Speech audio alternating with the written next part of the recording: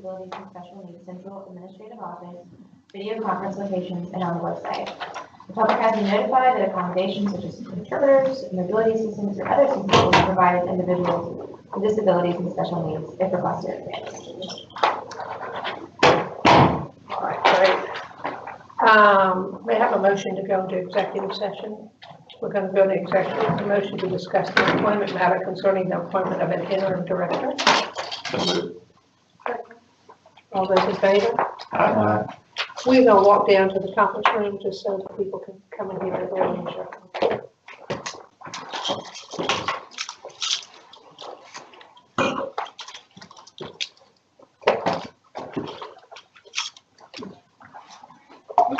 Oh, you're fine to take your picture.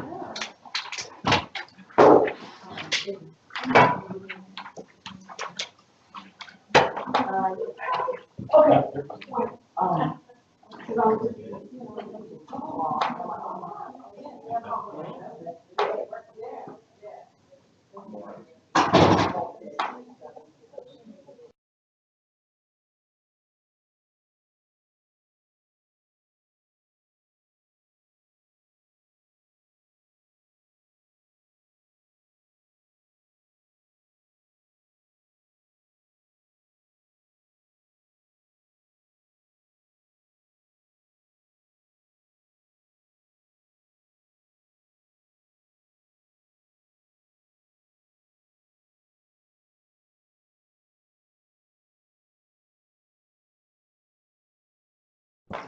Okay. Sorry, I just want to make sure. We have been in executive session. No votes were taken, no motions were taken at this time. Could we have the, so we're going to enter into public session at this time. May I have the invocation by Vicki Thompson, please? Let us pray. Dear Lord, during this Thanksgiving season, we give you thanks. We thank you for the families who nurture their loved ones and who welcome others into their midst. We thank you for the providers in the communities and in the regional centers who have taken on enormous responsibilities. We thank you for every caregiver who brightens the lives of your very special people. We thank you for the grace to pray with one heart and one voice for those we serve. Please be with us as we work toward a better and more just world, one brave step at a time. Help us to think higher, reach farther, and feel deeper. Grant us to know your truth and the world to come to see your glory. In Jesus' name we pray. Can I have an introduction of guests? And may I start up front to the right, sir? Thank you. Bob Jones, Newberry County. Morning, Kathleen Roberts with our Parents Club and mother of two deceased children that were served by the agency for over 30 years. I'm Phil Clarkson, I'm a member of the Brain Injury Association and the BD Council. Ray Miller, Developmental Disabilities Council. Patricia Harrison, I'm an advocate. Deborah Heather McPherson, Richland County. Thaddeus Brown, BHDD-OIDD. Dr. Peterson, Chester, Lancaster. Angie Schuler, just the mother of a special needs boy. Barbara Paget, advocate. Carolyn O'Connell, advocate, Greenville County. Tim Smith, Greenville Hills. Beth Bundy, Bright Start. Very not Bright Start. Tom Ritter, BDSN. Jared Bernard, Charles Newside. Adam Paget, Family Connection of South Carolina. Good morning, Mike Keith, Marion Dillon, DSN. Dorothy Goodman, Lucy Ashton. Heather Waddell, Tri Development Center. Shay Rice, Tri Development Center. Sarah Skinner, Protection and Advocacy. Joyce Davis, Brain Injury Association, South Carolina. Fred Parker, Alabama Barnwell. Mike Ball, Calhoun County. Stephanie Williams, Calhoun County. Movement Services, Wilshire Hines. Bluebird Services, Sheriff Harris. Alan Cornell, Horry County. Michael Hall, Tri Development Center. Debbie Walsh, Jasper, DSN. John Watkins, Suffolk County. Fort Morrison, County. Carly Fieldhouse, the Arc of South Carolina. Jerry Miles, Coney DSN. Margie Williamson, Arkansas, South Carolina. Judy Johnson, Bell Press Center. Scott Tanner, HHS. Ann Dalton, BDSN. Here, Lance Sayers, BDSN. Melissa Mary, BDSN. Jessica Austin, BHDD-OIDD. Pat Haley, BHDD-OIDD. Danny Scott, Finance Director. Thank you so much and welcome. Can I have adoption of the agenda? Do you have a motion? So moved. Second? Anyone wants to change? Second. All those in favor?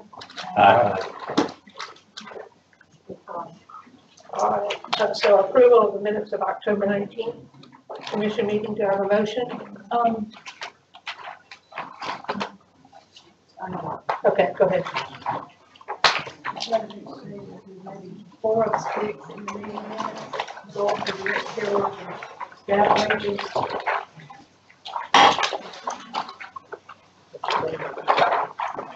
Says Commissioner Broughton made the motion to revisit the strategic plan and consider live current action conditions in regards to salary issues for director, staff, and other positions. But it doesn't say if there was a second or, but there was, because I remember it passed. And we just got this motion hanging out there, so. We'll go back and review the video and clarify. Maybe we just don't need to leave it hanging. Yeah. The other thing is, the last thing is the planning document. The motion of Commissioner Thompson, second President Commissioner Cruz to accept presented for place forward. There were 2 presented. And the one that passed was the more detailed one, so if we could just add more detail. Which one was that? Planning document. Planning. On the very last Oh, page. okay.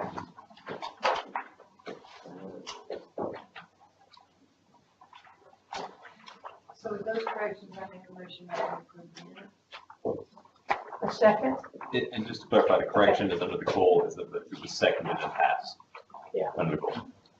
The one Sam? Yes. Yeah. I remember it passing. Sam's one. Yeah. I don't remember who said it. I don't either. We'll look at the video. Yeah, okay. Do you have a second? On approval of the minutes. Sandy, you got those 2? Okay. Similar second. Sam second. Sam seconds, all those in favor? Aye. Okay, public input. Carolyn O'Connell.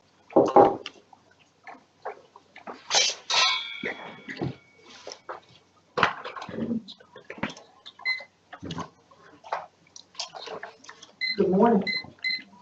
I'm still so slow. Here.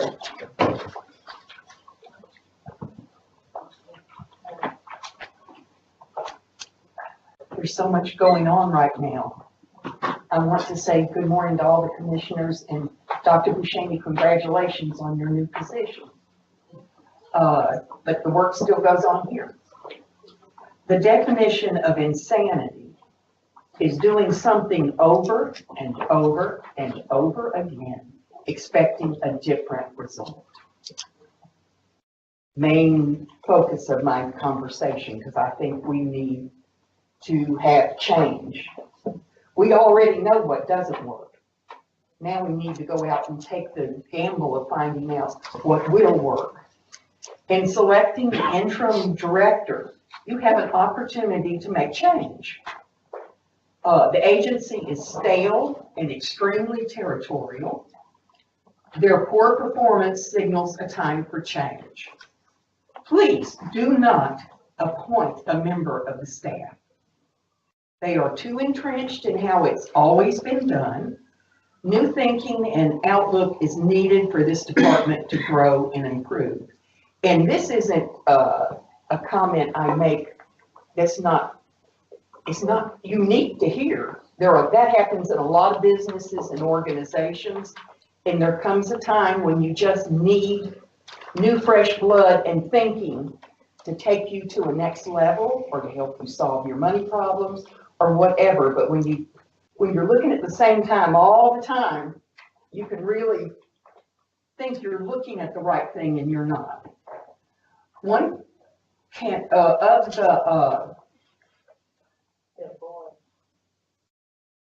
one candidate is not a long-term employee. That's Pat Malley. But I would carefully weigh the wisdom of selecting him for this position. First of all, and most importantly, he has limited experience. He has a lot of experience, but none of it relates to this world.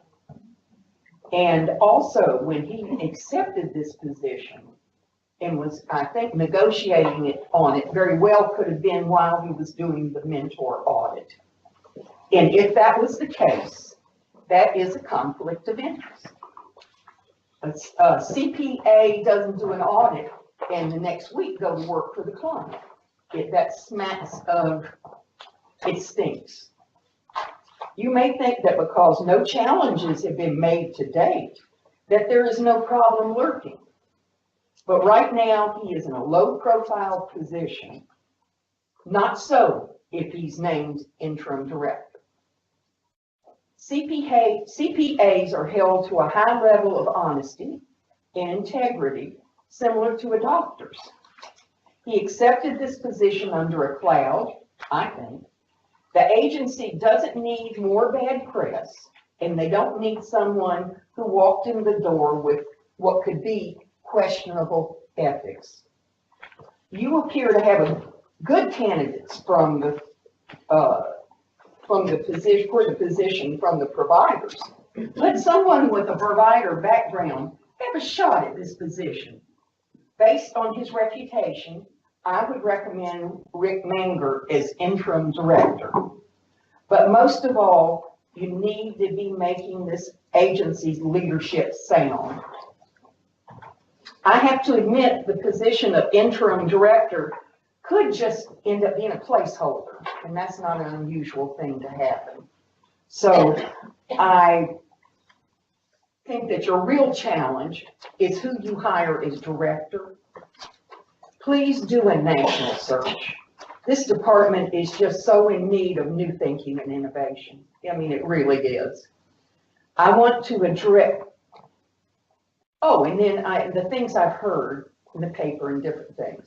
I want to address the comments being made about commissioners speaking out of turn or making comments to the newspapers. I don't think this would be an issue if all the commissioners were treated with respect and their concerns addressed and not shelved. Our most vulnerable population is in danger. Sometimes you have to break some eggs when silence is complicity. And that statement means sometimes even if it's really not quite across the rules, you're not going to be like the German soldier who goes, well, that's what my upper people told me I had to do. That is not an excuse. In the commission meetings, two issues are a repeat bone of contention. Department not providing neglect and abuse data with measurements of performance. It's sort of there now, but it took a lot of pushing to get that to happen. How do any of you think you can oversee a business without information? I lived information on my job. The department not complying with policies and contracts and purchases. I saw a determined effort to ignore compliance to this policy. It wasn't being followed through on, but nobody ever, you have a few people that challenged it. Why have you been reluctant to address these issues? I mean, they're just business issues. Why don't you want to speak up? My final issue is the resistance to use of cameras in the homes and workshops. Cameras don't need to be implemented universally, but in problem areas. I'm sure you will never hear a client saying, I'm so glad that my privacy wasn't invaded with a camera, while the staff was beating the crap out of me. yesterday, today, and tomorrow. There are some examples of persons of authority abusing others. Churches, movie studios, gymnasts, foster care. Just to name a few. These people are, for the most part, the victims in this case, in these cases, are for the most part sound in mind and body. The communities we serve are ripe for abuse and neglect. Please use your heads. Our obligation to safety is much higher than privacy. Thank you. Thank you. Deborah McPherson. Good morning. Last month, I stated my top goal was to ensure that providers choosing to directly bill Medicaid could do so in compliance with Medicaid regulations. Questions were raised at the House Legislative Oversight Committee about DDSN's funding band system, Medicaid direct billing, and the Tri-Development Board decision to suspend its administration of its 4 ICFIDs. It was stated that we are the only state using funding bands to make Medicaid payments to providers. Mr. Danielson stated at the meeting that providers were being denied the ability to directly bill Medicaid because of DHHS. Dr. Buscemi stated that DDSN had requested the General Assembly to appropriate $1.5 million needed to adjust the provider payments for ICFIDs, but because the funds had not been appropriated, the rates had not been adjusted. As usual, DDSN blamed DHHS and the General Assembly, but took no responsibility for the problem. I later learned that Mr. Courtney was threatened by Tom Waring that if the Tri-Development Board did not administer its ICFIDs, it would not administer its CRCFs. Witnesses were present to confirm that Mr. Waring made this threat. Representative Taylor called Mr. Waring's actions retaliatory. DDSN initially sought to find another provider rather than to work with Tri-Development Center to resolve this funding issue as it's done with other providers.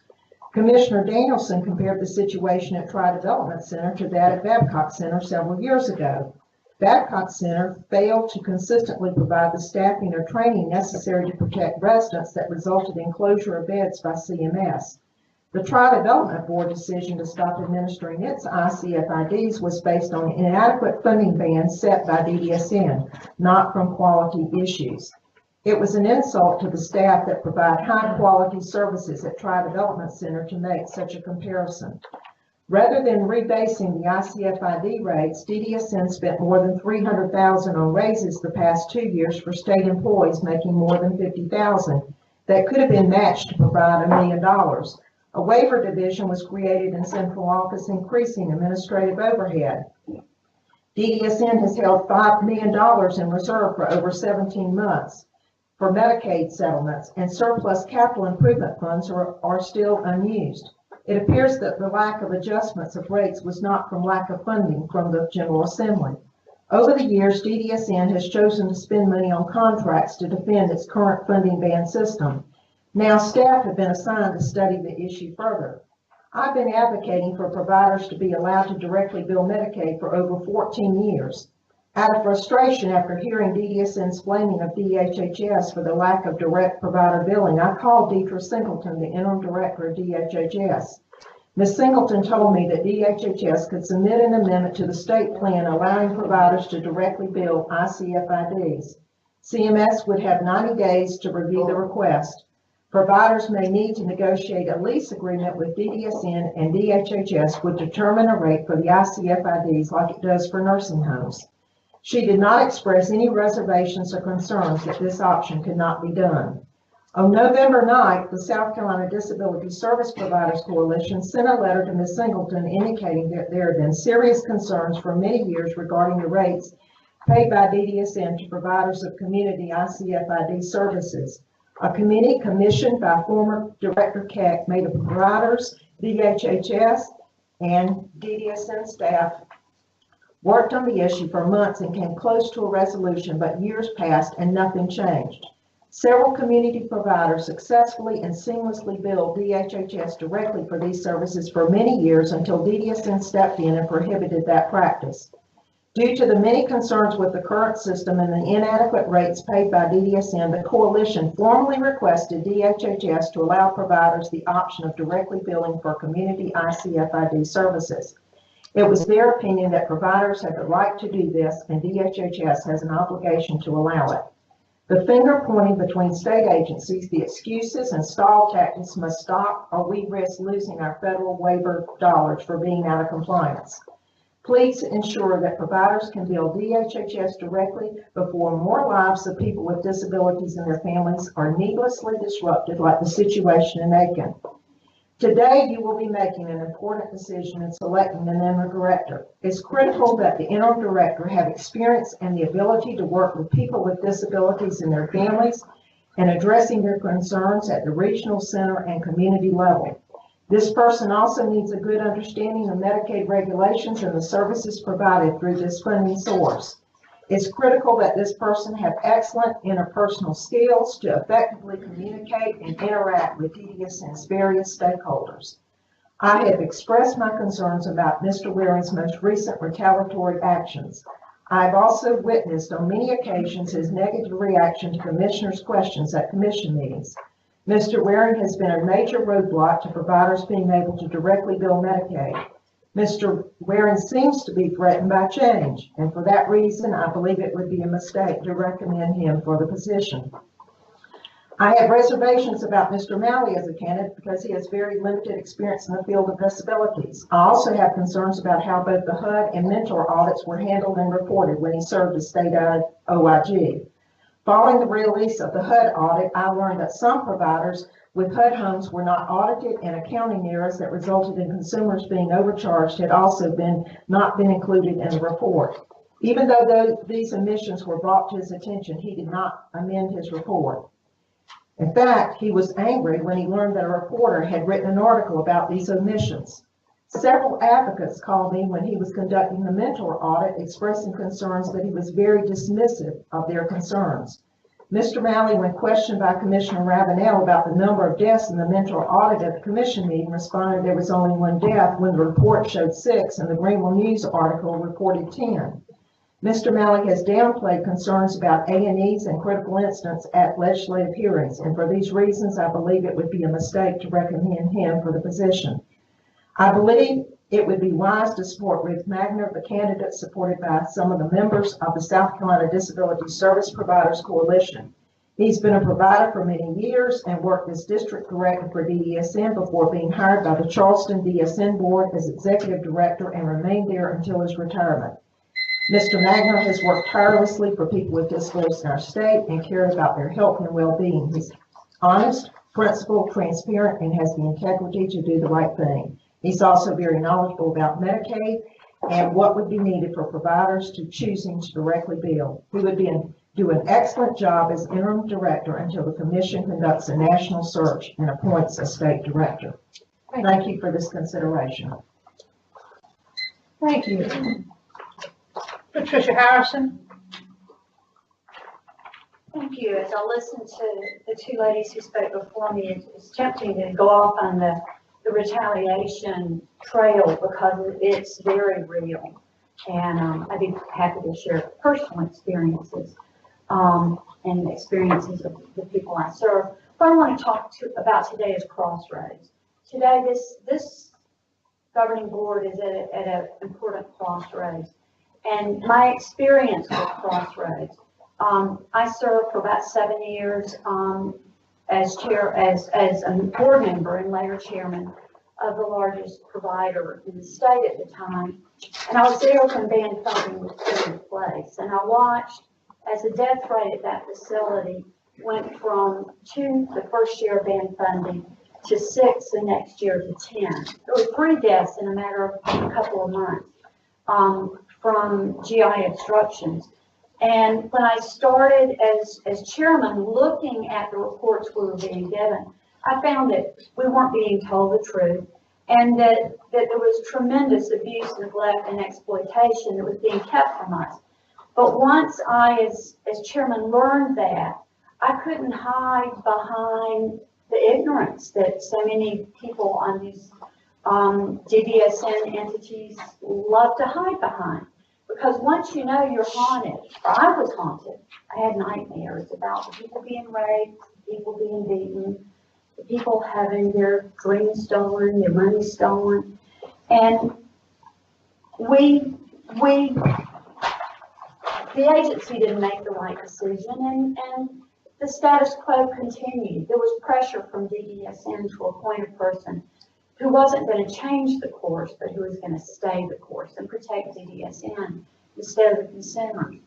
So there was a second crossroads in 2008 when the LOC audit came in, and Dr. Buscemi had an excellent chance to turn the course, to change the course. But that change didn't happen. The retaliation occurred, the threats continued, the abuse continued, the corruption has continued, the gross financial corruption has continued, and nothing has changed. So I just beg of all of you to go beyond the money, because that's what it's all about. It's about the money going places it shouldn't be going. It's about entities that are doing a terrible job being proffered up as if they're doing an excellent job.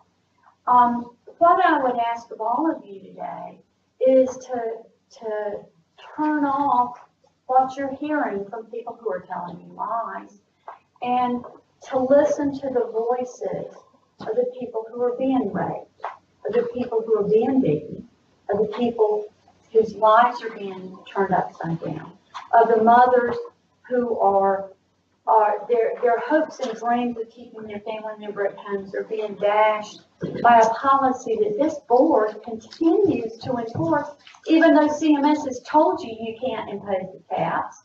To listen to those voices, and I hope each of you who votes to continue the status quo today, when you go to sleep tonight and every night, those voices will haunt you. And if you do the right thing today, I hope that the voices of people who are getting the services that they need, of people who are being protected, will also come back and thank you. But it's your choice, and I hope you'll make that decision prayerfully and wisely. Thank you. Jerry Bernard.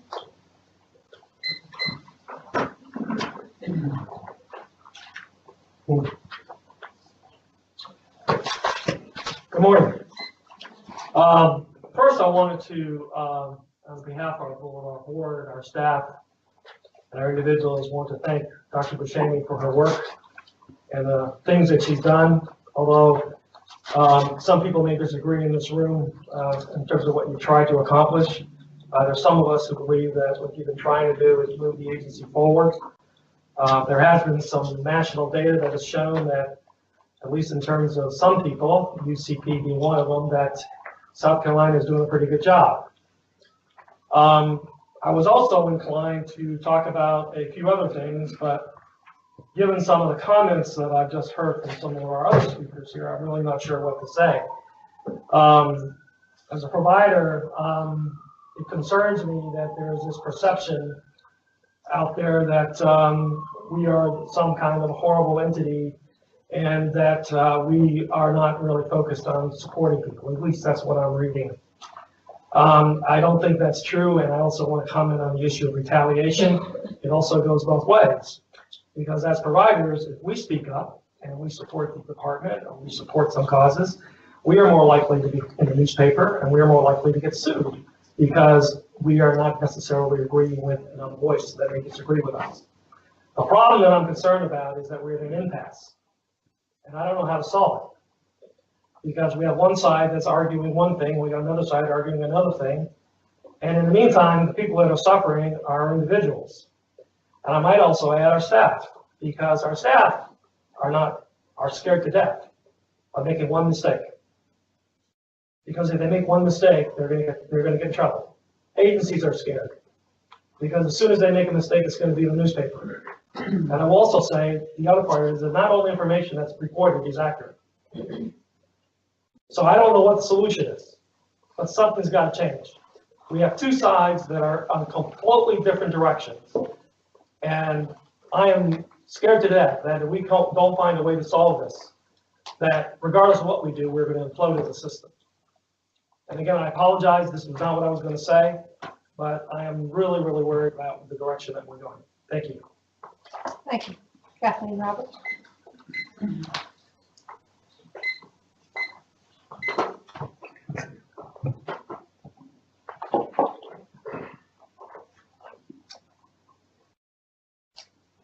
I want to first talk about a little bit about Witten Center real quickly because I love that place. Even though my children are gone, that place is still one of the best places for people with severe disabilities. And for those that are not at this point able to live in the community because of behavior challenges also. We are looking forward to Employee Appreciation Day next Tuesday, where we see the Witten Center Parent Club sees all our staff, because we do appreciate them. They're a marvelous bunch of people that,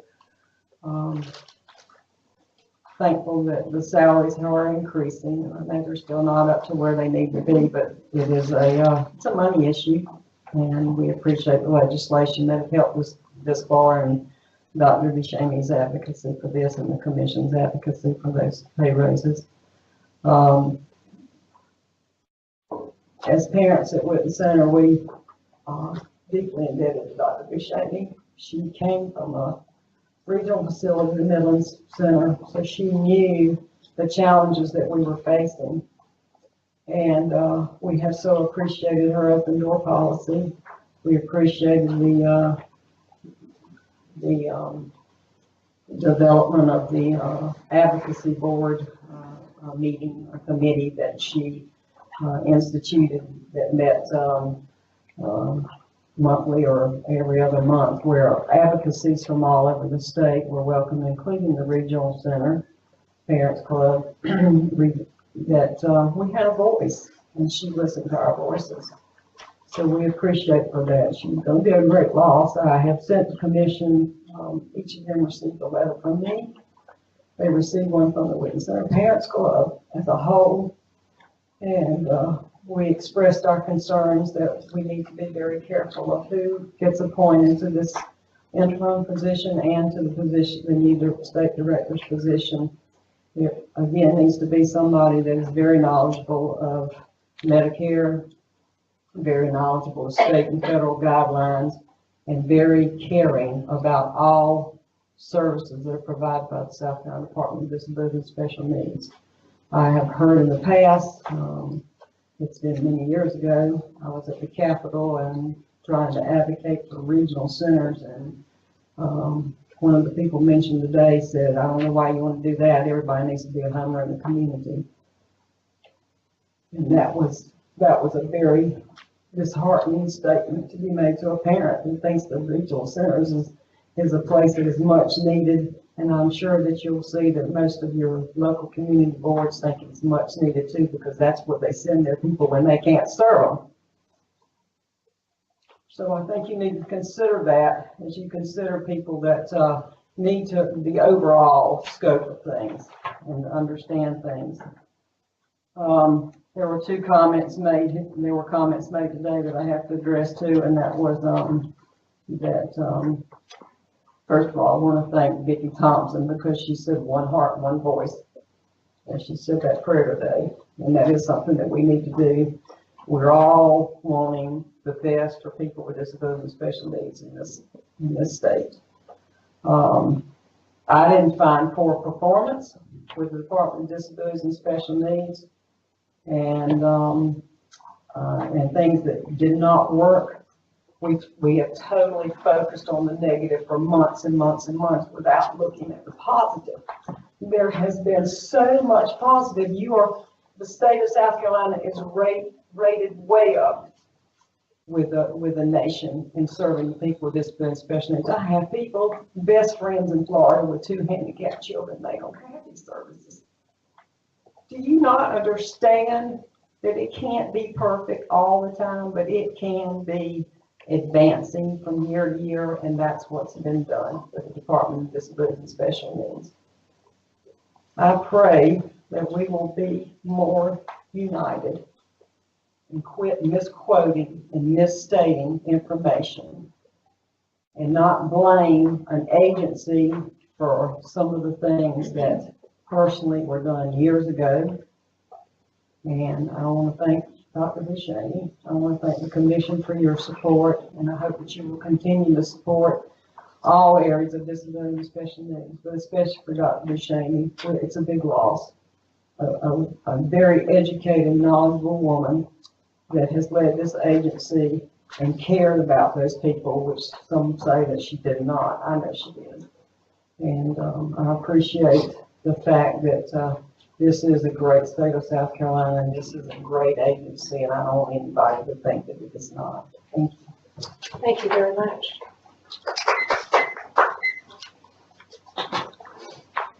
Commissioners update.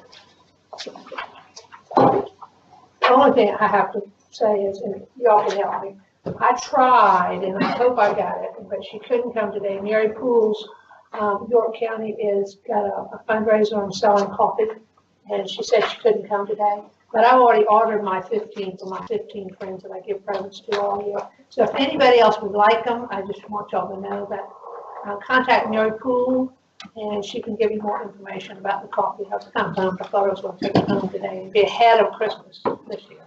So. And I think we should be on to December to give that update. Oh, Just okay. pushed it back one. I know, but if just in plan, case, yeah, you the know, plan is good. people who like to do it a little ahead, I just wanted to tell you about it. Huh? You want to be ahead. I just want to be ahead, you know.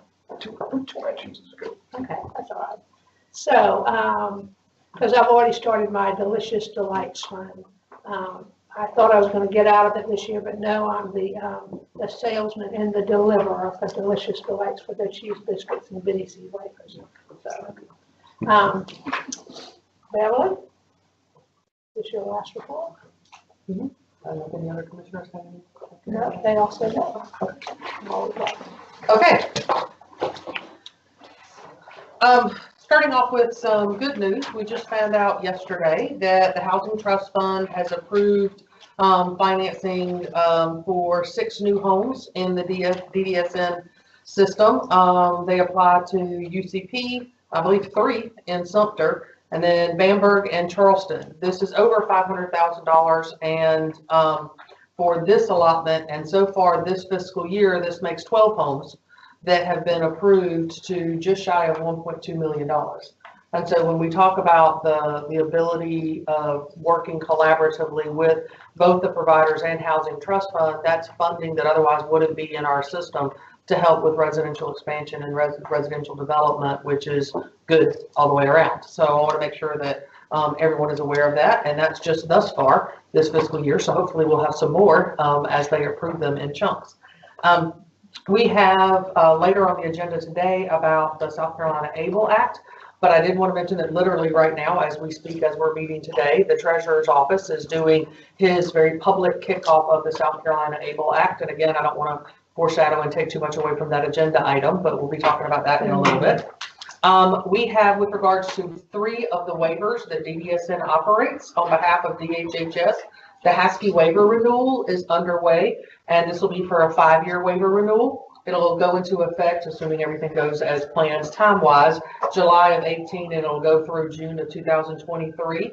To hit the highlights of some of the changes, they're making multiple changes to be compliant with the home and community-based settings final rule. They're clarifying exceptions for service limits to avoid institutional care. These are the caps that are referred to, so that there's a exception process in place articulated within the waiver for if an individual needs above those stated caps in the waiver. Establishing reserved capacity for military personnel. This is something that was passed in state law. And then also individuals who are discharged from nursing homes, so that reserved capacity. They're removing the prescription drug benefit, and this is because it is now in the state plan, so you don't need to have it in both places. And then establishing separate consultation services for vehicle modifications and assistive tech. And this was an instruction of CMS to try and clarify those processes.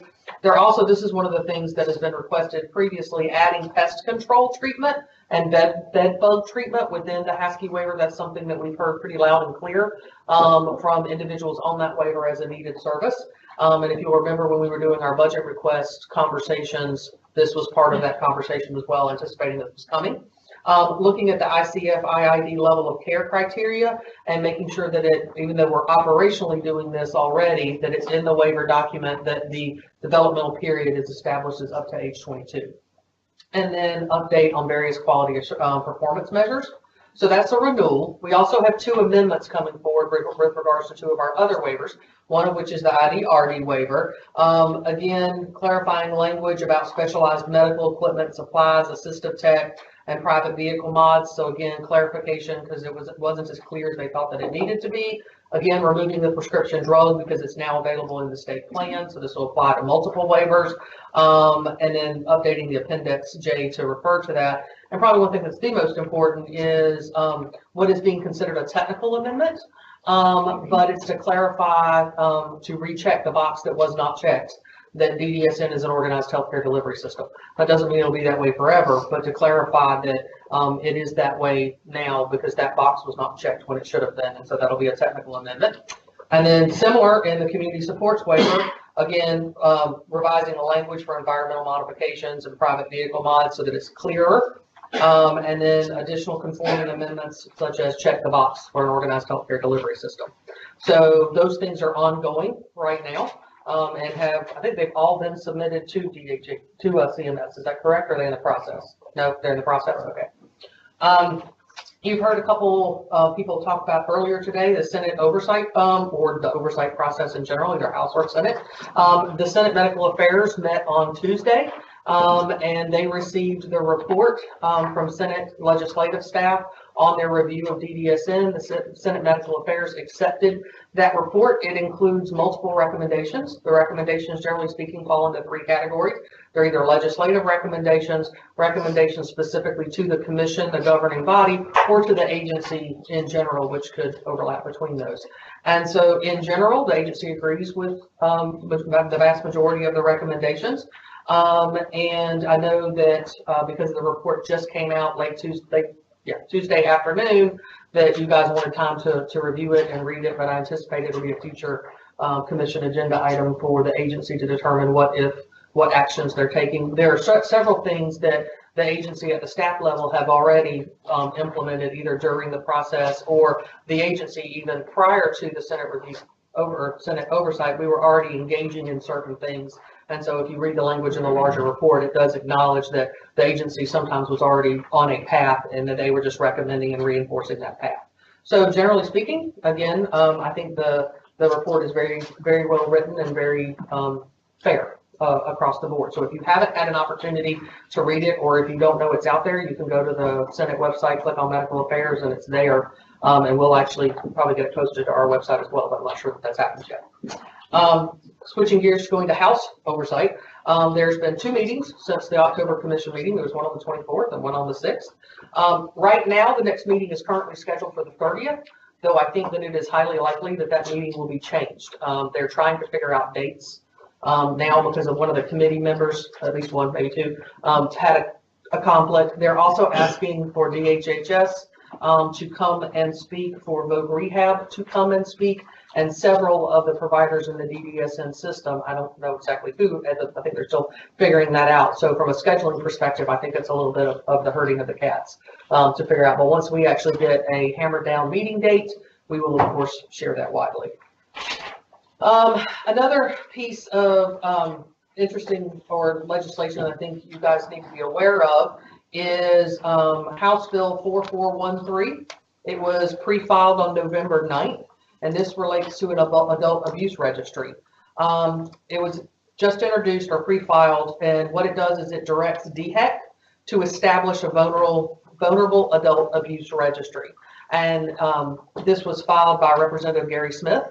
And this is taking a parallel path. It's not necessarily inconsistent. It's a parallel path to conversations that are already happening in the Adult Protection and Coordinating Council, of which DDSN is a member of, as well as the South Carolina Bar has had conversations about this. And so all of which are, generally speaking, supportive of the concept of it. It's just the logistics of how do you get there and who manages it and what's the details and all of that. So I know that in this group, this has been talked about multiple times before, and the benefit of that, it's been, whether it be LAC recommendations or other reviews, and so it's very timely and wanted to make sure you guys were aware of that. And again, it's House Bill 4413, introduced by Representative Gary Smith. Also, make sure you were aware there's a new interim director appointed by Governor McMaster of DHHS, Mr. Josh Baker. He was promoted from within DHHS. He was the director of operations. He's now considered interim director. He will still have to be confirmed by the Senate. Prior to coming to DHHS, he worked in Governor Haley's administration, and he was the chief of staff for budget policy. And so he's been over at DHHS for a year and a half-ish, give or take a little. And so I wanted to make sure that you guys were aware of that. And so effective, he is now the interim director. We've also, speaking of directors, it's a time of change right now. The Greenville, or Thrive Upstate, formerly known as Greenville DSN Board, has appointed a new executive director, Tyler Rex. And if that name sounds familiar, it should, because he's the current ED of the Anderson Board. And so I believe that that transition will happen at the end of this month. And just this morning, became aware that Anderson DSN Board has appointed an interim of one of their existing staff, Geraldine King, and she's the Family Support Director, which relates to case management and early intervention. She's going to be the interim director, and that transition will happen at the same time at the end of this month. And then we've also had a resignation of Mr. Joe White from the Cherokee DSN Board, and that's very new and hot off the presses, and so they're still in the process of figuring out what that interim director or interim process will be. And so, as we've heard a lot today, it is a time of change. This is my last director's report, my last commission meeting. It was 8 years ago this month. It was November of 2009 that my first commission meeting as state director was at Witten Center. And it was one of the traveling commission meetings, and it was at Witten Center. And so I looked at a calendar and did a little math in between some months that we had more than one commission meeting, well over 100 commission meetings in my 8 years.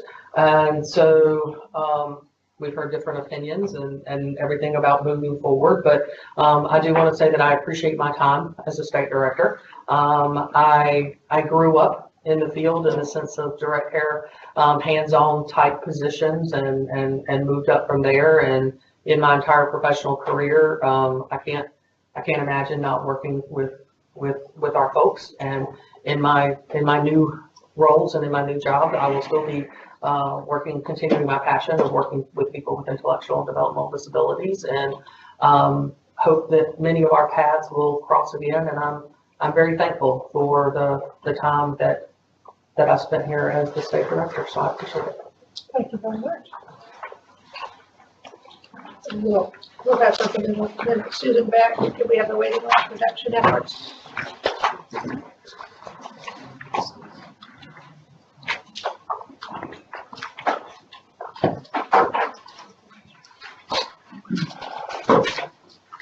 Good morning. We are in tab 3 for the waiting list reduction project reporting.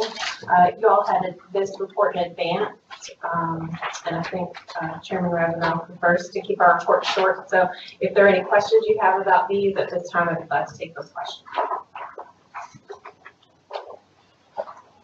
Okay.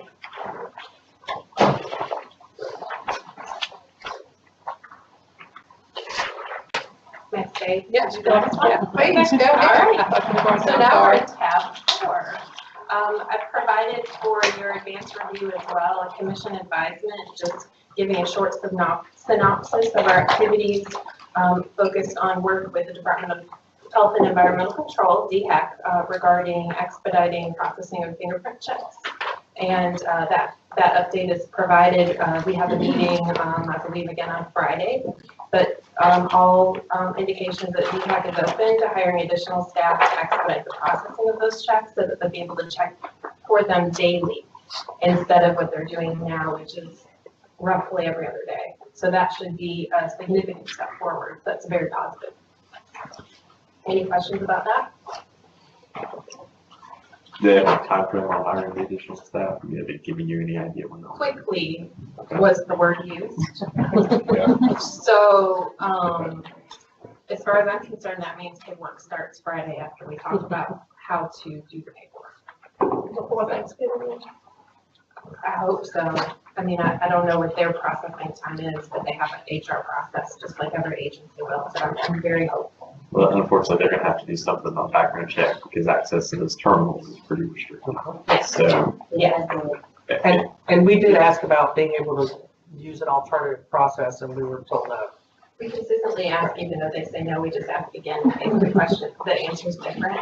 But they understand the commission is very much behind staff working on a resolution at this point, and so I think they're additionally motivated to work on it quickly. So thank you for that extra push. Thank you very much. Can I stay for the next? Yes, absolutely.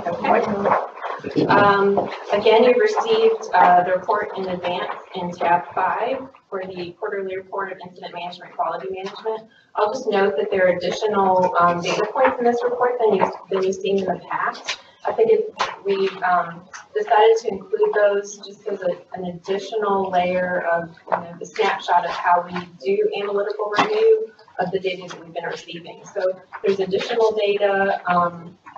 If you just thumb through on the third and fourth pages, a snapshot of the 7-year trend report on A&E allegations, there's some information on that report, and I just wanted to bring those to your attention as you review those. Those are additional, but that's the sort of review that we're doing internally as well. If there are any questions, I'd be glad to take them at this point. On the incident management report for 17-18, the spreadsheet. It has DSS, administrative findings from DSS, state long-term care ombudsman. Now, substantiated abuse can result from criminal arrest, ombudsman, or SLED, is that right? Well, it could be a standard of care issue, which would go to the ombudsman's office. Okay, so, but this DSS, I'm looking at the increase. Yes. The DSS findings, have you been reporting those? Is that why it jumped so much, or? Tell me where you are. Okay. I'm on. You're on the first page of the spreadsheet. Yeah. Community residential day regional center. Yep. Okay. Okay. Which data point are you referring to? See, about 6 lines down. Okay. 3 lines down. Yes. Number of A&E allegations substantiated. And it goes all the way across, and then it's blacked out for July, August, September. Apparently, because you've divided it out from those resulting in criminal arrest, and then those from DSS and state long-term care ombudsman.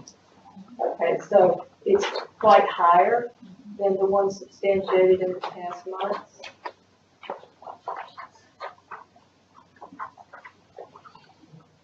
So, I mean, because it's like 8, 18, and 11. And I'm thinking it might be because you added in the DSS. I have to get detail on that. I'm not sure I've answered that question. Okay, but that, I mean, Well, that's yeah, I mean, I can, I'm looking at Ann to make sure that, but with regards to, because if you recall back in July is when we changed so that we could more detailed reporting, because there was a lot of conversation about actual abuse as opposed to standard of care or verifying that there was a big bruise, but just because there was a big bruise doesn't mean that somebody did something wrong or inappropriate. And so in July 1st, which is why there's the big, huge gray chunks, in here, because July 1st represents when we changed the process. So we are reporting things now that didn't previously get reported. We're trying to make sure we're articulating that it's not necessarily a criminal abuse. It may be a standard of care issue, which is why there's that dark line in January, between June and July. So you are correct. These numbers are new numbers that we've now, because of the breaking it out in the process, able to report. I'm looking at Ann to make sure I'm not saying anything wrong. That we're able to report for tracking purposes that we didn't previously report in the same fashion, because we were only reporting those things that were actually verified by either SLED or local law enforcement. We weren't reporting the standard of care issues. okay, so I guess what I think we're interested in is the number substantiated, and is it the same or is it growing, so we don't have that here, other than because it's been blacked out and because it's been divided out like it is. we need to know how many are substantiated. So the legal definition of substantiated right now is who can substantiate? An arrest, SLED, ombudsman? Ombudsman doesn't necessarily substantiate abuse, it's a verified standard of care. If they think that it's criminal, and during their investigation, they're gonna turn around and re-refer it either back to SLED or back to local law enforcement. Okay, so who can substantiate abuse? Law enforcement, SLED? So yeah, SLED and local law enforcement, and then DSS kind of, it'll go back and forth in a similar fashion. Okay, so this DSS administrative findings, are those substantiated cases of abuse? Not necessarily. So what we're interested in, I think, is how many substantiated cases were there? And what is it? It's not. What you're gonna do is this line that says A&E allegation substantiated. If you're wanting to compare apples to apples, you're now going to, with the line that says resulting in a criminal arrest, that 0, 3, and 0, they most closely correlate with the previous line, but now we're breaking it out into other things. We're giving you more information than we previously gave you. Yeah, we've broken it down to be more specific, but those numbers were reported. Okay, but we need to know how many are substantiated. And the criminal arrest is one part of that. So what we need to know, I think, what I would like to know is how many are substantiated. And because it's blacked out, because you divided it out and included a lot of things that look like substantiated, but you're saying they really might not be, as in the case of DSS findings, we just need to be more clear about that. We'll work on that. Okay. And on the second page, we don't have, on the incident report, total number of incidents reported. And, you know, we did have medical behavioral, Yes. and I can't see that because those weren't strong enough. Operations. Related something. Yeah. Thank you. It's blacked out for July, August, and September. And I'm wondering when we can get that breakdown this time, because I think what I'm looking at here is the critical incidents, as related to behaviors, to see how bad our mental health needs are and our behavioral support needs are. And I'd like to have that back. We'd be glad to get that for you. Okay. The reasoning why it's not reported that way is you refer to other documents in the report. In our past activities that we've just explained at commission meetings, is we redefine what's a critical incident, and those are being reported differently. So those categories for medical events, behavioral incidents, and operational related incidents, those have moved into GER reporting, and so they're not part of critical incidents. So we went ahead because of where we are in the year and reported the true critical incidents instead of those that have now been separated out as non-critical incidents. We'd be glad to get you those numbers. It's no problem, but that was just that was the reason. I got it. Yeah. Thank you. So, that's it for me. Unless you have Thank you very additional much. questions. Anybody else have any questions, comments? Mr. Waring, you're up. The financial update. Well, first one is the South Carolina Able Cap 6 in your package. Give a quick overview of that program. Exciting news about the South Carolina Able. ABLE stands for Achieving Better Life Experiences. Dr. Shamey, in her testimony for the Ways and Means budget hearing in 2016, brought this federal legislation up to the committee at that time. Then the South Carolina legislative body brought forward this legislation to put it into law here in South Carolina. The state treasurer's office was given the task to implement the program in South Carolina, which the state treasurer's office is launching today. We're very excited about this program. This ABLE is a program that will allow families and individual consumers with disabilities to invest in accounts that allows eligible individuals with disabilities to save money for future times without jeopardizing their benefits. So in your package is a fact sheet and overview from the State Treasurer's Office for your review.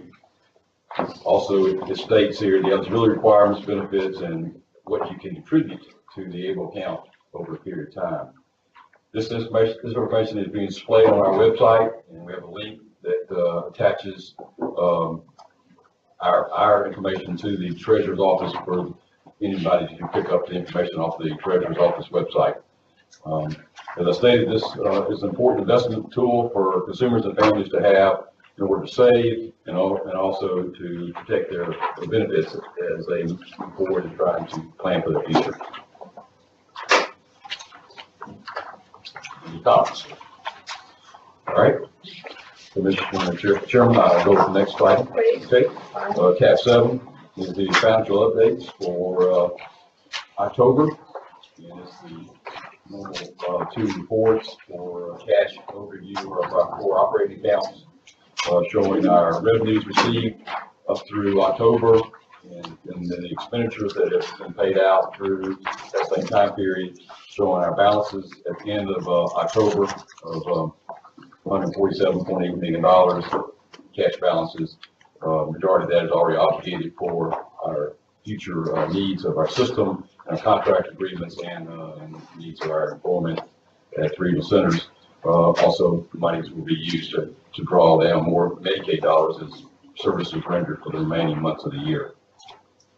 So we said $147.8 million in cash reserves as of in October. The next report is our SCDDSN report for the activities through October, budget versus actual, and it shows our original budget authority as we left General Assembly the governor's approved budget for us at July 1, $747.8 million. We received another $7.5 million in additional appropriations since July. Most of that related to the pay rate, cost of living increases for the retirement increase and the health insurance increases. And then, so our current approved authority is $755 million, and we spend the same amount of money on this worksheet that we showed back in the previous $236.8 million in expenditures through October. Any questions on those 2 reports?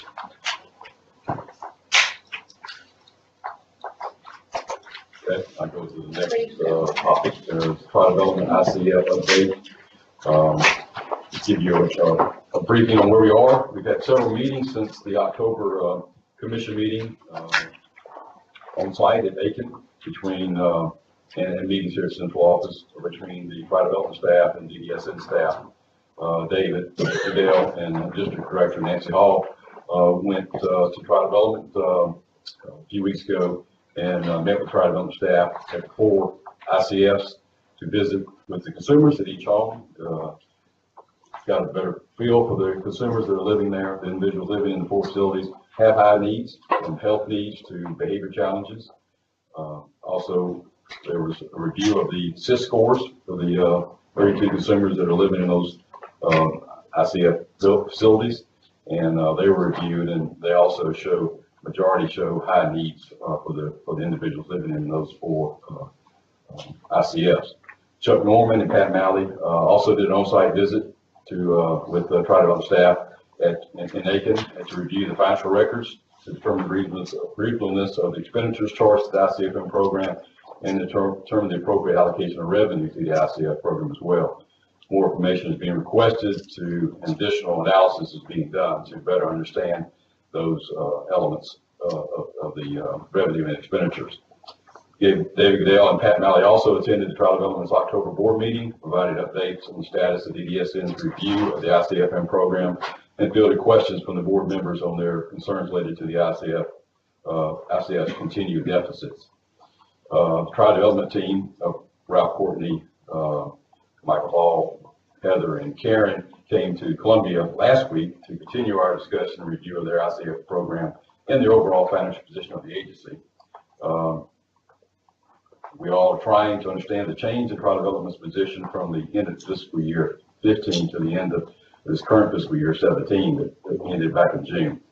There was a lot of changes that took place over that some months, and so we're trying to understand those gaps. And there was a change of almost $3 million between the end of 15 to the end of 17. So we're trying to understand that. Where all our goal is to keep trial development to continue to operate those 4 ICFs at DuPont 1, DuPont 2, Linden, and Lawrence. So it's our goal to try to make that happen. So we're trying to understand all the elements within their financial structure. We're still trying to look at the big swing in the day program operations from a $600,000 profit in 16 to a $600,000 loss in 17. So we'll gather more information on that to understand that swing and financial position. There's several program areas that are being looked at as well. Try to glean more understanding of those areas that are affecting the financial health of the Tribe Development Center. The ICFs are a losing program, but it's not the only one that's losing, and there are other negative programs within their operation. There are some programs that are running surpluses as well. With the expansion of services through the waiting list reduction efforts, Tribe Development is feeling the effect of building those services in their community, and some new programs and old programs that they've had for a period of times are now causing a little bit of financial concern on the financial books. One is the Individual Community Supports Program. Is a recent program that Tribe Development has developed for its consumers, and is an individual day service program. And it's somewhat costly to run because it's individualized services. So individuals are getting services for supervision on an individual line. So that because of that, it's a little more expensive. So they're reconsidering that, and we're gathering more information to understand the financial impact of that program on Tribe Development's financials. In-home support growth has taken off as well with the new consumers that have come in through the community support waiver over the past several years. This service has provided a service to consumers that previously services could not be identified for or provided. Tribe Development is looking at the data to find out the financial impact of that program on their overall financials as well. Services at the home of consumers in the IDRD waiver have increased as well. Tribe Development is looking at consumers receiving at-home services, especially those with high needs, and then we will look at it, determine if we can provide outliers for some of those potential extreme expenditures for those consumers that are having high need services. We're also looking at allocated costs, and depreciation costs have risen sharply over the past 2 years. We're looking at the aspects of these increases on the overall impact of the agency. We have determined that because of the individuals that are living in the 4 ICFs, that additional staff needs are needed in those 4 houses. So at this point in time, as what we've reviewed so far, we are recommending that $30,000 be provided to provide additional staff in each of the 4 houses. So basically $120,000 is what we've come to agree to so far in our review process for the ICFs operated by Tribe Development. We looked at the cash flow issues of Tribe Development and ability to have enough cash to meet the monthly operation. The Tribe Development team is looking into potential need for a line of credit, and they're talking with their banking institution to figure that out. We have other meetings scheduled at the end of the month to continue our review of the items that I mentioned earlier, and continue to look at the ICF expenditures and revenues and the overall agency fiscal condition. We're also engaging with their external auditor as well to get information about the financial entries on the financial audit to better understand those as well.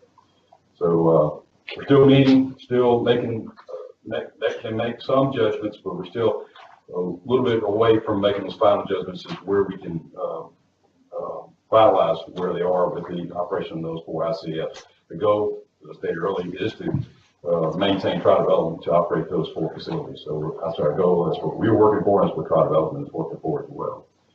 Any questions? Tom? Yes, sir.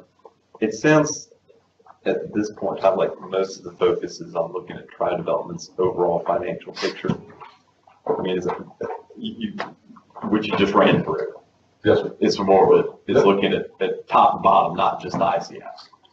That's a key point, but we're all looking strictly to the ICFs and looking at it system-wide, comparing them to other operated ICFs in the community throughout the state. So we're trying to look at variations of how they staff to how other people are staffed, how their operating costs are running, their allocated costs, things like that, comparing ICFs to ICFs statewide. So we are looking somewhat at their particular ICF numbers. Yes, sir. We're looking at their generalized numbers. Both, right.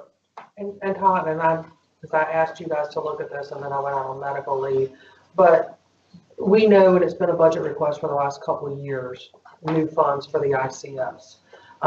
But we have 20-ish providers that operate ICFs. Do we have a sense of how many are up and how many are down as far as the rate structure? Because I know 100% of them are not upside down. Right. Out of the 58 community ICFs that are in the community, 20 of them are breaking even or making a profit. So 20 out of that's about 30%.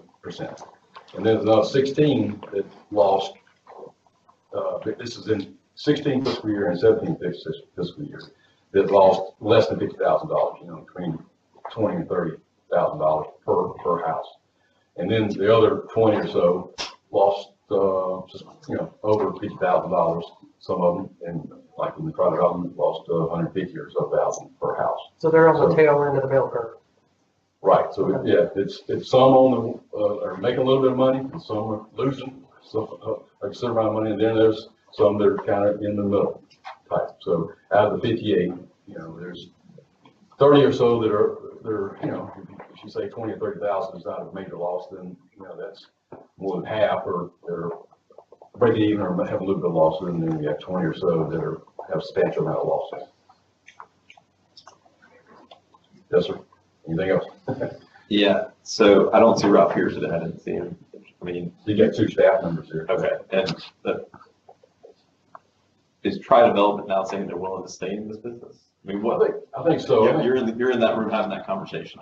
We're not. But yes, I think they're and I think David and Pat, when they met with the board, that they got some feel that we want to try to work this thing out. They want to. They want to continue operating.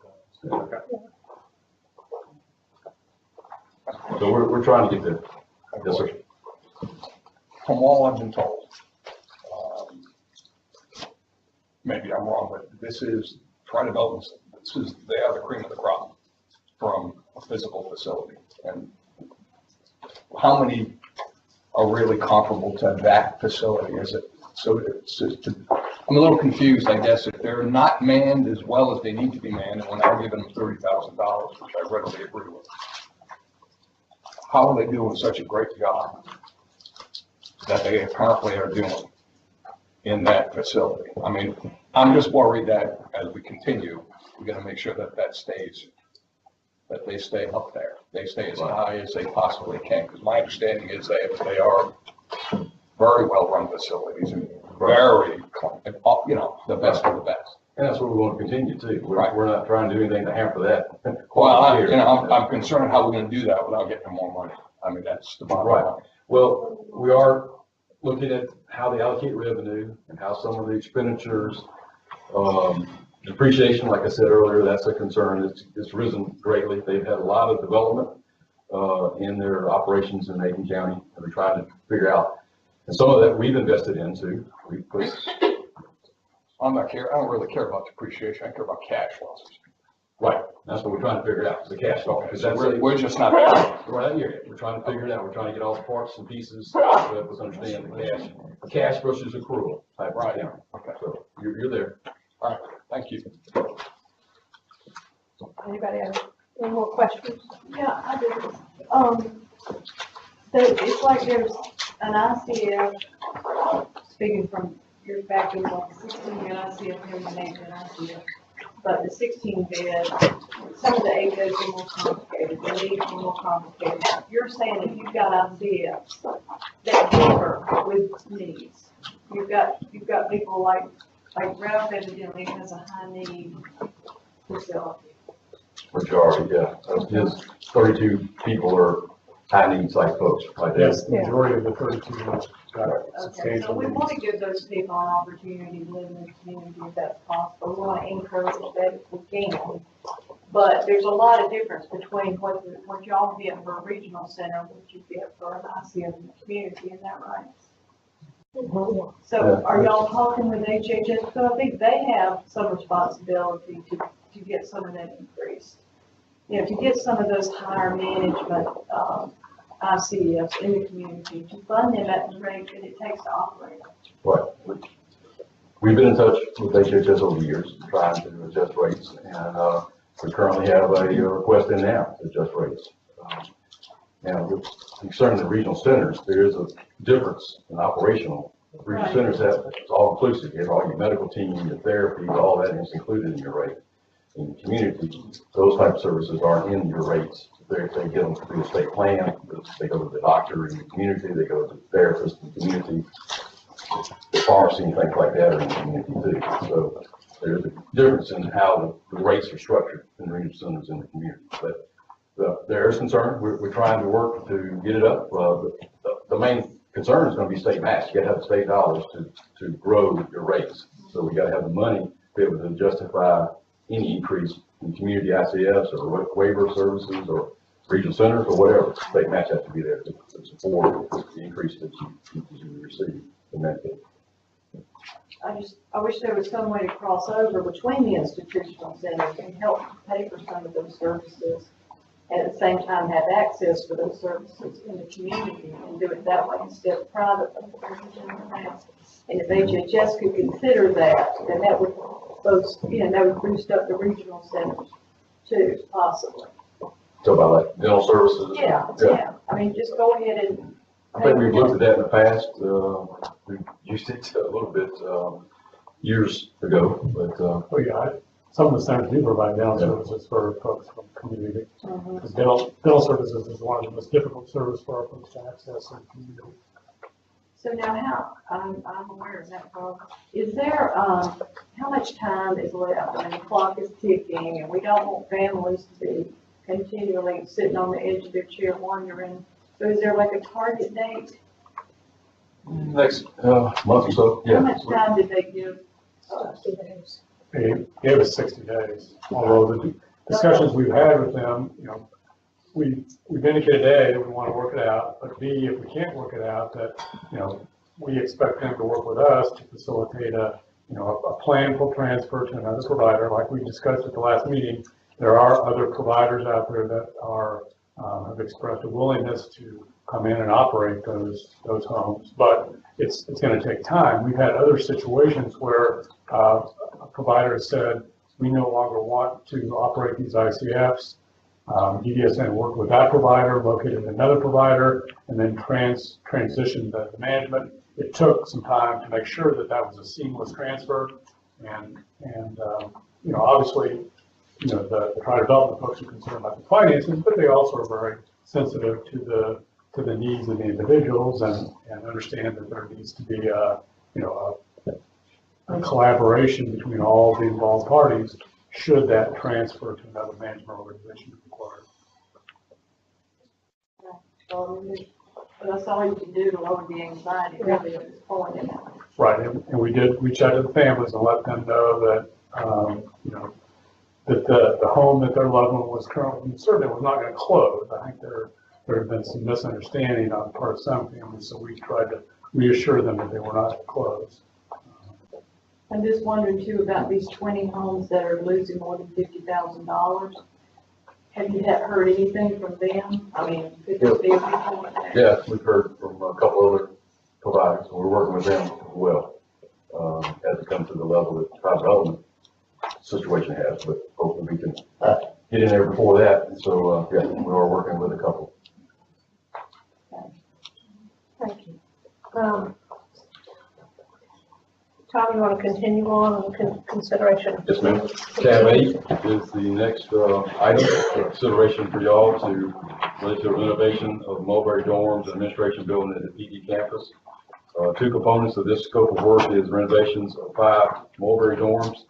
18 bathrooms in these dorms will be upgraded with improved configuration for accessibility. It will include new plumbing fixtures and finishes, and also the color bathroom renovations, new carpeting and tile composition. Flooring will be at the PD Center admin building. So we had one bidder. The bid is within the budget authorized or within the budget authority of $522,000 for this project.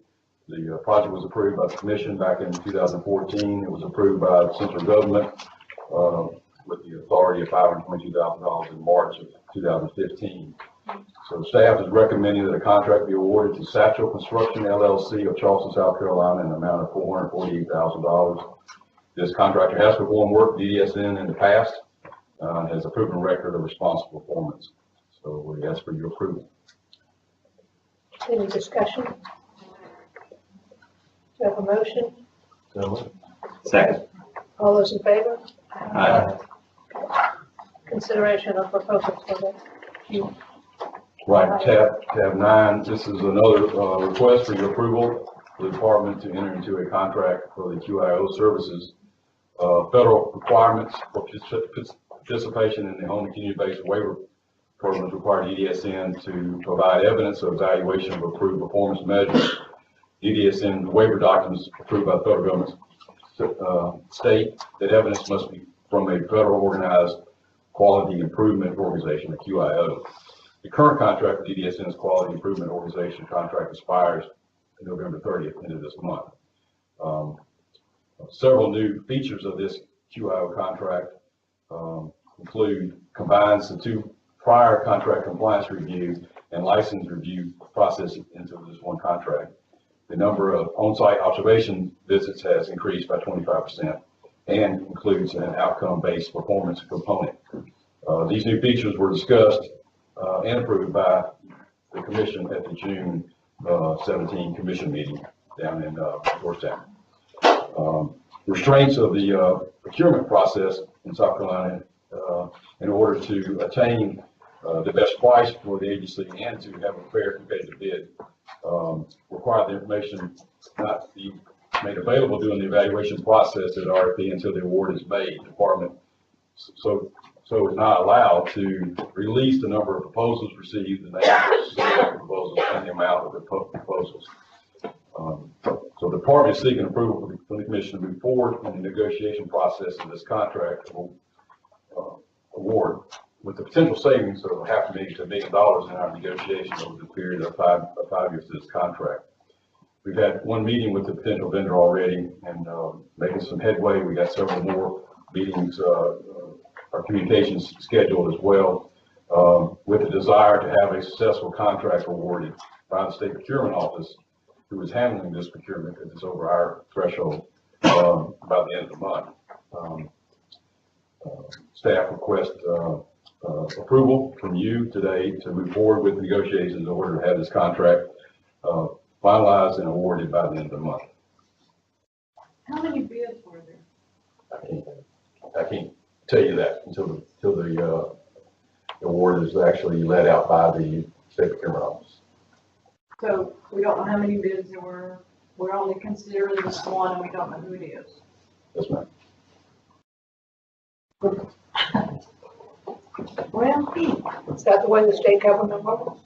Yes, ma'am. Yeah, I called you and told you about it. I and know, you understood. did. Well, I know, I'm saying it. Yeah, yeah. That's I'm what- asking the question Yes, so you ma'am. can tell. That's the procurement process in this evaluation process and this bidding negotiation. We wanted, like I stated earlier, make sure that we get the best price. We don't want the vendor to know that we got 5 more vendors that have been evaluated and can be accepted, and the amount of money that we're available to put toward it. So that was discredit our ability to negotiate in an open way. Yeah. So what we're asking is for us to move forward, and at the end of that time, we will let you know what you just asked, Commissioner Thompson, the total amount of vendors that were there, the amount. I can tell you that we're currently paying $1.5 million for these 2 services. So we're hoping, we know we added some features in it. We know we were expecting a little bit of increase, 10% or something like that, an increase based on some of the new features we added into the QIO. So we're in that negotiation of a little bit more than the 1.5 that we're currently paying out. more than, Ma'am? we're gonna pay out more than we're paying. Yeah, we knew that there was a potential to have increased costs because of several things we included in there, nursing and behavior analysts, and then the Additional. outcomes, measures, those things. Well, I'm not clear on where the potential savings Yeah. is if we're paying more. Well, what they put in their proposal, we want to try to bring their proposal down. We still get to negotiate with them. Right. Is this the quality improvement program that Alliance is right now doing it. Okay. And so have we ever reconsidered going back and contracting with DHEC on any of the licensing or, you know? Well, I mean, philosophies change based on as directors change, but DHEC basically said, if it's something we're not statutorily required to do, we don't want to do it anymore, and they handed it back to us. Now, not that philosophies can't change as personnel change, but that's why we went down this path, because if we're not statutorily required to do it, we don't want to do it. I just think we kind of struggled ever since we got away from that. A lot of providers think you need to be the most objective for your job, so. So do I have a motion for this? So if I understand correctly, Tom, after you guys get done negotiating, December being, we should be expecting you to pull information, actually vote on approval now. You're basically just asking permission to continue to negotiate. Yes. Okay. So moved. To have a second. Second. All those in favor? Aye. Opposed? Thank you. Thank you. All right. The commission, met in executive session and discussed the appointment of an interim director. We took no votes, made no assumptions. Do I have a motion? Is there a motion on the table for an interim director? I move that we promote Pat Manley as the interim director. All those in favor? Aye. Opposed? No abstain. Pat, I see you there. Didn't I see you a little while? Yes, ma'am. Oh, congratulations and thank you very much. Look forward to working with you. I appreciate the confidence and thank Dr. Bashimi for her leadership and guidance and the trials she's overcome in her 8 years. And I hope to just keep my hands on the wheel to find the permanent replacement. And I do want to take a minute just to address some of the comments today. If I can, is that allowed? Sure, absolutely. If you'd like to come forward, I'd like you to do that, please.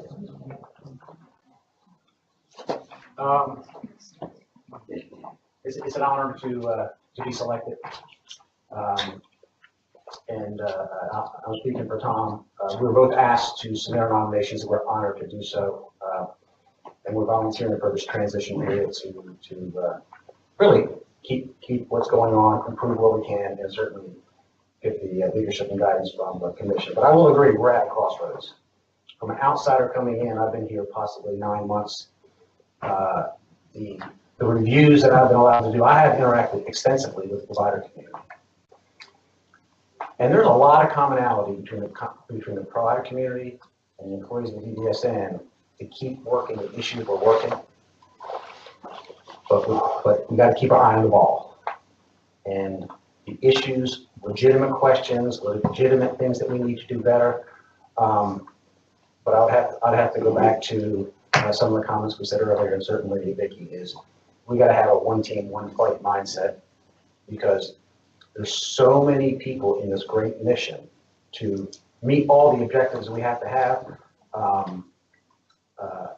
I really believe that hopefully this is a time where we can come together and focus on the issues and work the issues and kind of let the rhetoric die down, because the things there's so many things in motion and there's so many things about to break that I think they're all moving in the right direction.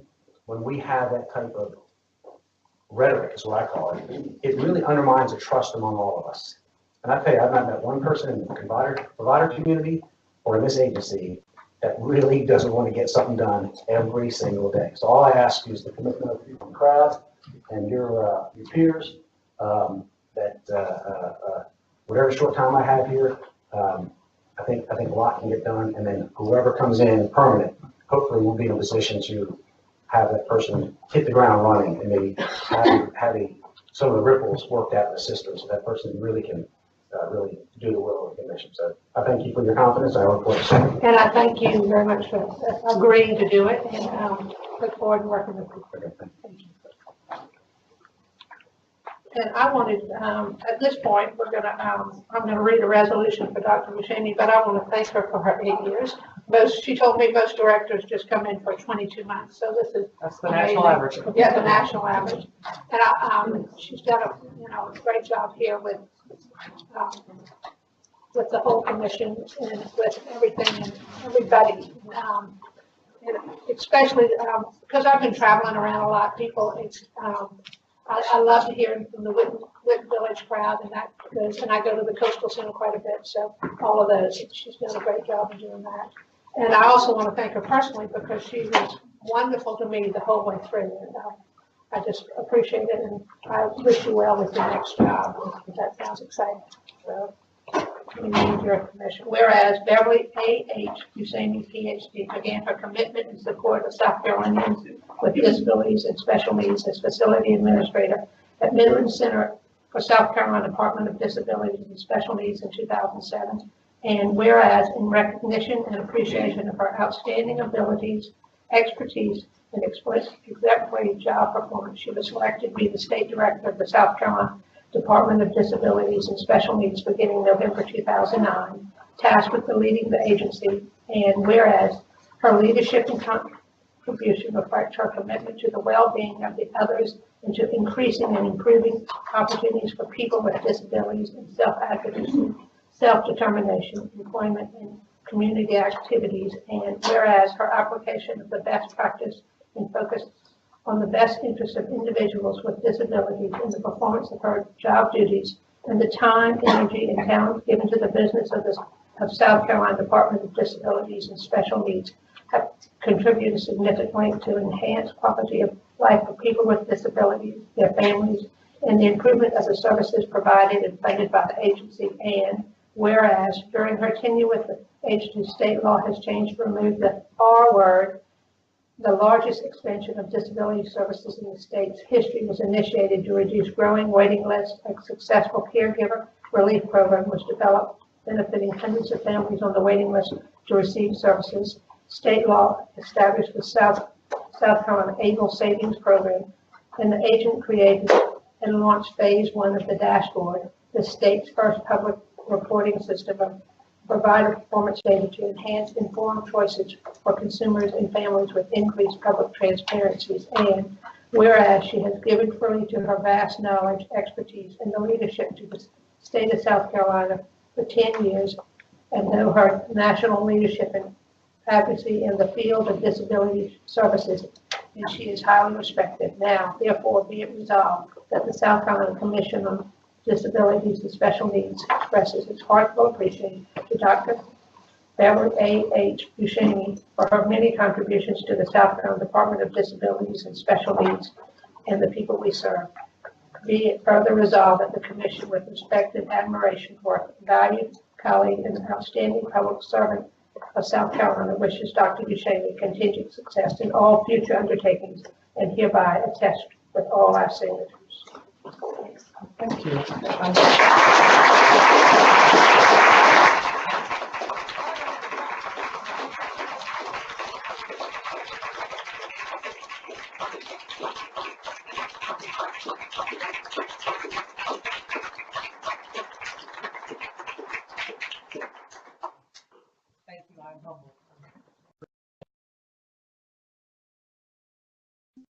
That's all you're going to say? She's also learned. Thank y'all. It's been an honor. Thank you. All right. Our next regular meeting will be December 14th. I have to make a motion for adjournment. So moved. Second. All those in favor? We're adjourned.